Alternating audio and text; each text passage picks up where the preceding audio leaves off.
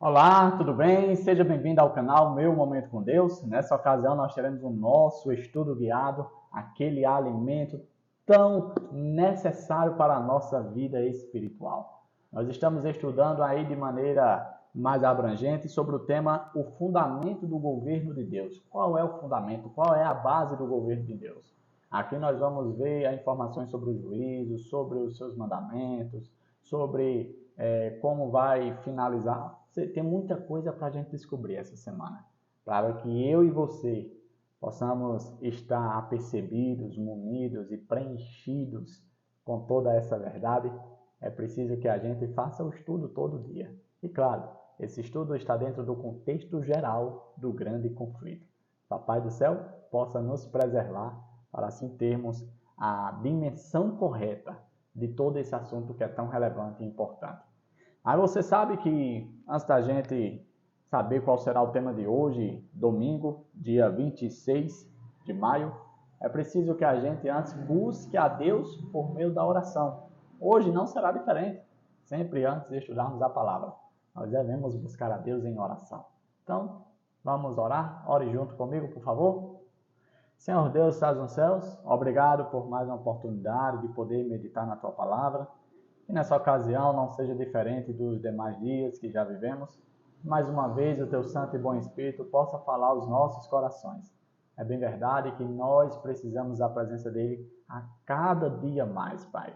Perdoa os nossos pecados, purifica o nosso eu, para que assim nós possamos ser uma boa moradia para o teu Espírito. É isso que nós te pedimos, em nome de Jesus Cristo. Amém. Pois muito bem, o tema do nosso estudo de hoje, do nosso estudo guiado é o santuário e a lei. Qual a relação dessas duas coisas, do santuário e a lei? Para apresentar aqui alguns textos bíblicos que eu vou convidar você a ler comigo. O primeiro texto bíblico está no livro de Apocalipse. Livro de Apocalipse, capítulo 11, verso 19, que diz: Então foi aberto o santuário de Deus nos céus, e ali foi vista a arca da sua aliança. Houve relâmpagos, vozes, trovões, um terremoto e um grande temporal de granizo.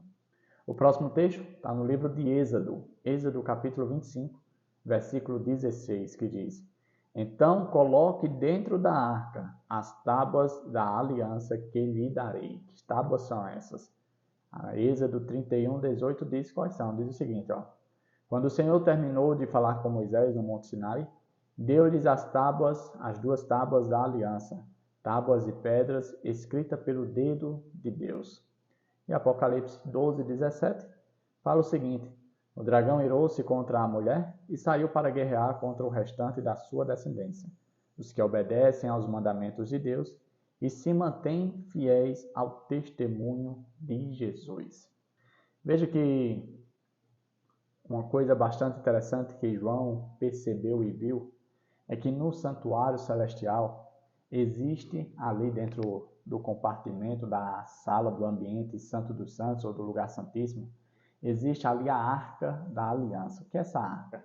Era uma caixa, né, para ser depositado, guardado ali algo muito importante.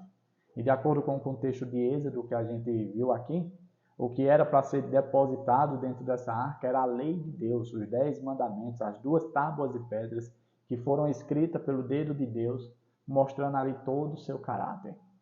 E um ponto interessante no último texto que a gente viu de Apocalipse, o dragão se irou com a mulher, ou seja, com a igreja de Deus, e foi guerrear com a sua descendência.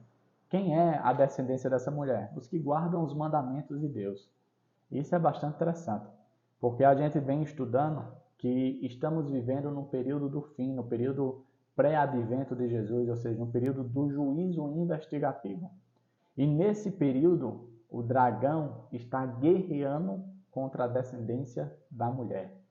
Aí eu separei aqui alguns pontos para a nossa reflexão. E o primeiro ponto diz assim, ó: No compartimento mais interior do santuário estava a arca da aliança. Nela havia os 10 mandamentos, escritos em tábuas de pedra. Interessante, o lugar onde a lei de Deus se encontrava, num lugar santíssimo. Lugar esse que, teoricamente, era inacessível para as pessoas. Afinal de contas, o sumo sacerdote só entrava no compartimento do Santíssimo, o Santo dos Santos, uma vez no ano. Você lembra qual era esse dia? O 10º dia do 7º mês. Ele entrava lá porque era festejado, né? Era o feriado do dia da expiação.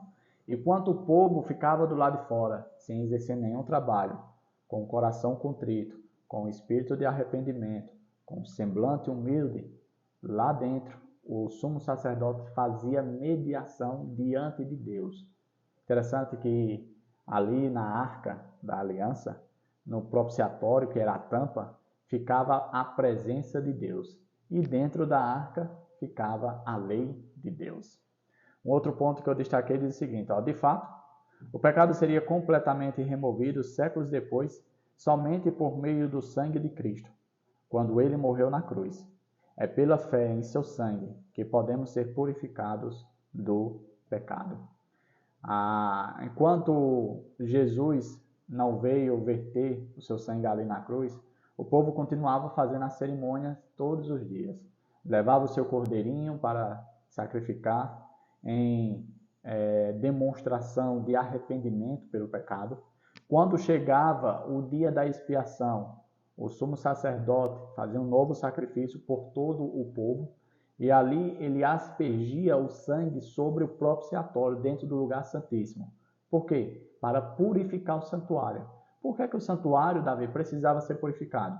Porque durante todo o restante do ano, o santuário estava sendo contaminado com o pecado do povo.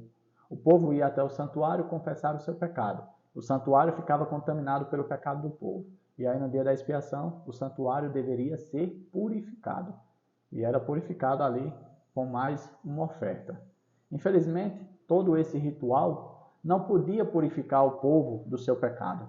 Davi, já que não podia purificar, por que é que eles faziam? Porque eles demonstravam a fé no verdadeiro Cristo, no verdadeiro Cordeiro de Deus que iria vir no futuro.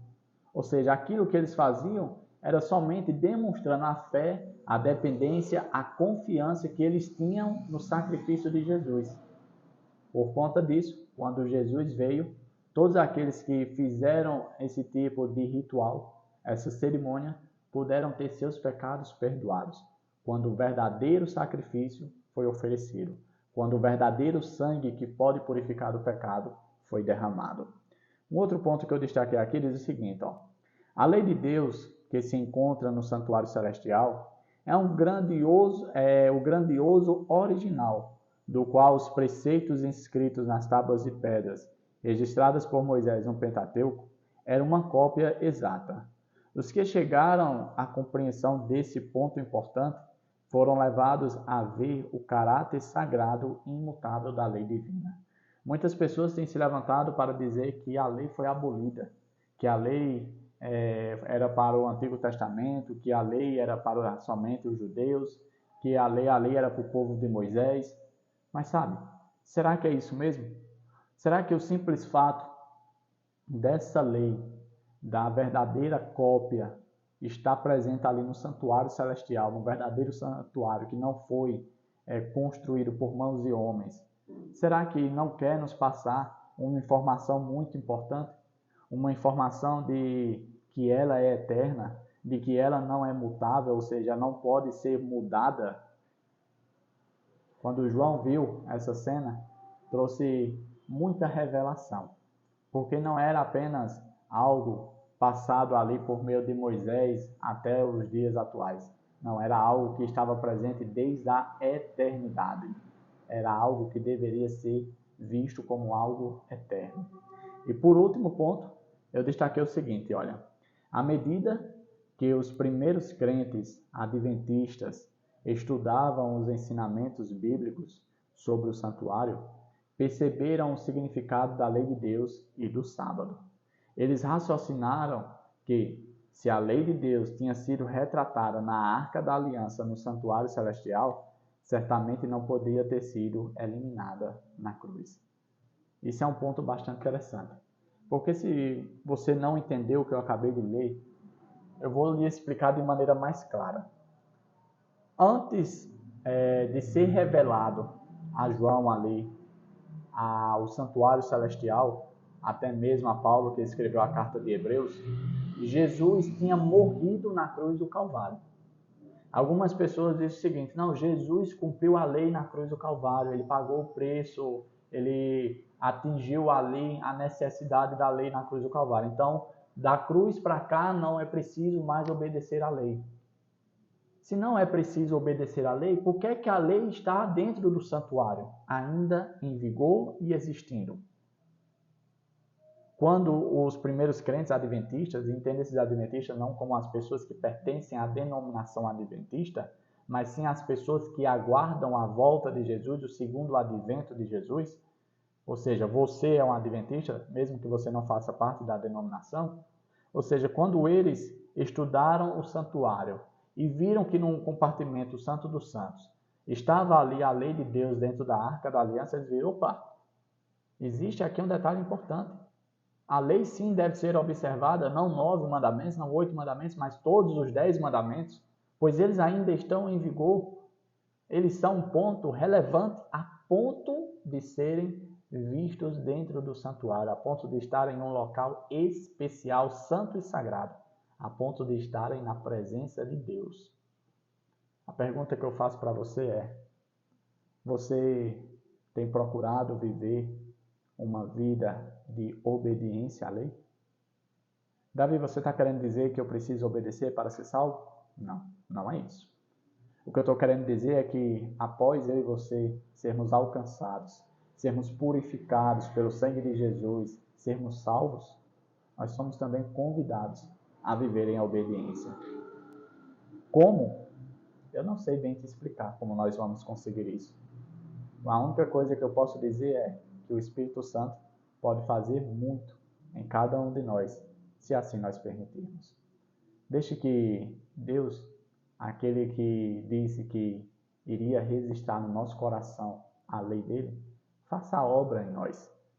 Vivam a vida de cada vez, procurando ser um cristão melhor todos os dias. Não para glória própria, mas para trazer glória ao nome de Deus. Chegamos ao fim do nosso estudo guiado. Hoje foi muito bom o estudo, foi muito legal, falando aí sobre a correlação entre o santuário e a lei de Deus, a relevância desse assunto, que muitas vezes tem sido negligenciada por tantas e tantas pessoas, mas que não será por nós.